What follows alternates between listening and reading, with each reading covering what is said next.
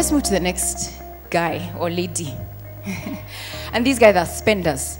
Incidentally, the use of the male and female have no reflection on the character, right? They're hoarders who are women. And they're spenders who are men.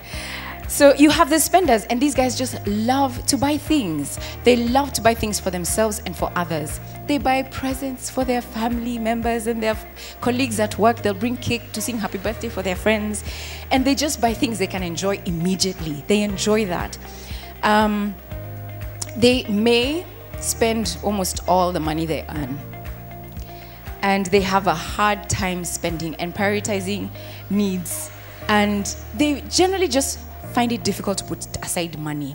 And when you mention the word budget, you know, I teach a lot. And sometimes when I go to a room, I can tell who the hoarders are and who the spenders are. Because when I talk about budgets and tracking your expenses, they're those guys who are just like, they're feeling me. They're writing down quickly.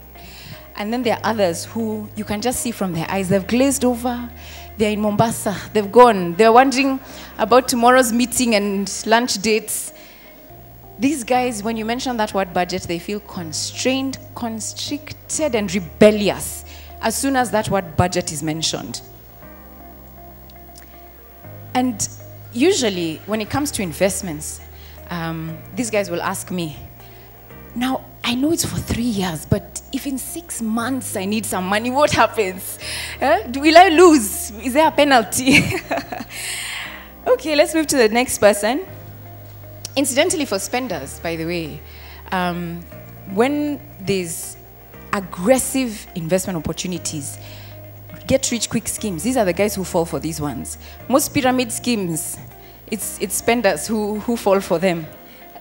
Avoiders, right, are the next one. So avoiders tend to avoid tracking their expenses. I mean, avoiders will probably they get bills and they just stash them in a drawer and they're like, I'll deal with it later, I'll deal with it later. Budgeting is a challenge for them generally because it's like, it's too much, I don't get it. They feel incompetent where dealing with money is concerned. They're the guys who say, I just don't know how to deal with this. I need somebody to help me.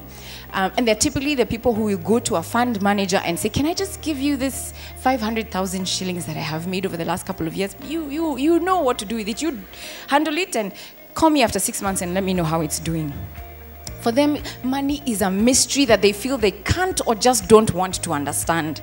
You know, even if they have some money to invest, they'll probably just put it in their account and it will just stay there. Because, I mean, how do I even start thinking what to do with this money? It's just too much trouble. Somebody else should be taking care of this for me, is usually how they feel. And they feel anxious when they have to make money decisions. So management tasks for an avoider make them feel overwhelmed, you know, because they don't know what to do.